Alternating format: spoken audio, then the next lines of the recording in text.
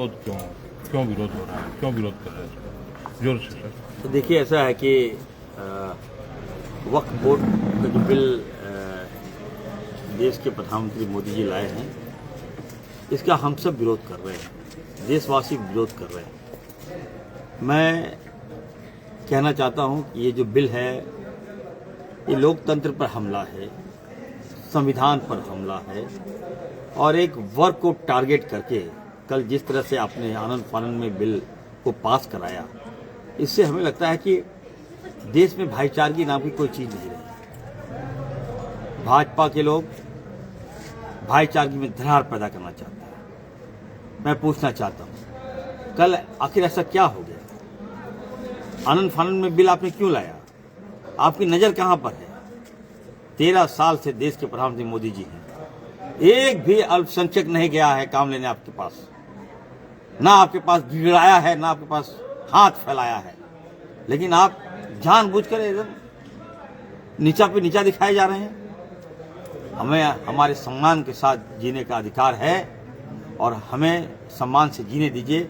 हम गरीब हो सकते हैं, देश के प्रधानमंत्री को मैं कहना चाहता हूं। हम मेहनत करते हैं, हम कमाते हैं, अपना खून पसीना से दिन रात अपने परिवार को पालते हैं, और आपकी नजर हमारी जमीन पर है। क्यों भाई? ये वक्फ बोर्ड के बारे में बताना चाहता हूं कि हमारे पूर्वजों ने जमीन दे के रखा है, कहीं कोई दिक्कत हो तो इस जमीन पे यूटिलाइज करना, नमाज पढ़ना, ईद में जाओ नमाज पढ़ो वहां, तो हर शहरों में बड़ा बड़ा जमीन दे के रखा है। अब उस पर आपने कमेटी बना दिया, संशोधन संख्या 10 पर आपने नया नया तरीके से अमेंडमेंट कर दिया है। उस पर आप ये कह रहे हैं कि नहीं, उसमें कोई अदर कास्ट के लोग भी होंगे। तो मैं पूछना चाहता हूं, भाजपा से मैं पूछना चाहता हूं कि अयोध्या में भी कमेटी बनाए थे, तो वहां पे किसी मुस्लिम को रख देते हैं आप। धार्मिक न्याय बोर्ड का कमेटी आप लोगों ने वहां बनाया, तो 2-3 मुस्लिम को भी रख देते हैं आप। वहां पे आपने एक वर्ग, आपने हमारे वर्ग को अपमान किया, और यहां पर आप क्या दिखाना चाह रहे हैं? बिल्कुल गलत है ये, हम लोग बर्दाश्त नहीं करेंगे। बिल अगर हमारे लिए लाया गया है तो हमें बताना चाहिए, हमें बिल से खुशी होनी चाहिए। मैं फिर से कह रहा हूं, बीजेपी के नेताओं को कह रहा हूं कि बिल वापस लीजिए, नहीं तो जिस तरह से किसान को आपने जबरन बिल थोपा था, किसान लोग नाराज हुए, कितने लोगों की जान चली गई, आपको वापस हटना पड़ा। ठीक उसी प्रकार वक्फ बोर्ड का जो अमेंडमेंट आपने लाया है, आपको हर हाल में वापस लेना होगा। मैं विनम्र निवेदन करता हूं देश के प्रधानमंत्री जी से, तो प्रधानमंत्री जी, ये कुर्सी जो है, ये संवैधानिक पद का कुर्सी है। आपके फैसले से लोगों में व्यापक आक्रोश पैदा हो रहा है, लोगों में नाराजगी देखी जा रही है, लोग अपने आप को असहाय महसूस कर रहा है। मैं भाजपा के नेताओं को कहूंगा कि कांग्रेस पार्टी से सीख लीजिए। कांग्रेस पार्टी ने लोगों को अधिकार दिया, सम्मान दिया, प्यार दिया, विकास किया। राहुल गांधी जी ने दलित को सम्मान दिया, हमेशा संविधान की कॉपी लेके चलते हैं। आदिवासियों को सम्मान दिया, आदिवासियों की बात राहुल गांधी जी करते हैं। अल्पसंख्यक को सम्मान दिया, एक बैकवर्ड कम्युनिटी को बताइए, इरफान अंसारी को मंत्री बनाया।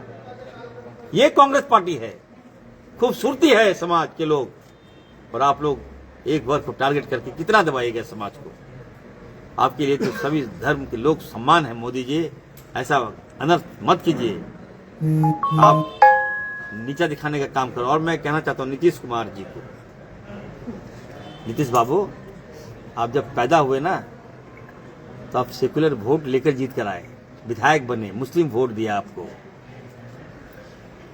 मंत्री बने, एमपी बने, मुसलमानों ने जिताया आपको, मुख्यमंत्री बने। लगा लोगों को, वहां बिहार के लोगों को, एक नीतीश कुमार जो है सबको लेकर चलता है। नीतीश कुमार जी, मैं आपसे कहूंगा कि भाजपा में जाने से भाजपा के कारखाने में अपना मूड़ी मत घुसा दीजिए, नहीं तो इंसानियत मर जाएगा, जमीर मर जाएगा। और बिहार में आपने जो फैसला लिया है, भाजपा को समर्थन किया है वक्फ बोर्ड में, निश्चित तौर पर आने वाले दिन में आप देखिएगा बिहार में बदलाव होगा। हम लोग आएंगे, हम लोग जाएंगे बिहार। और इन चिराग पासवान, अरे भाई चिराग, मित्र हो हमारे, मत करो ऐसे अन्याय। अगर स्वर्गीय रामविलास पासवान जी होते तो इस बिल का विरोध करते। आप उसके बेटे हो, कम से कम अपने पिताजी के बारे में सोचो। रामविलास पासवान जी हमेशा से सेकुलर रहे, गरीब दबे कुचले आवाज थे रामविलास पासवान। आप उनका बेटा है वो यार, भाजपा में चले गए तो क्या भाजपा के भाषा बोलने लगे? नायडू जी याद रखिएगा, Naidu ji, mister Naidu please listen to me.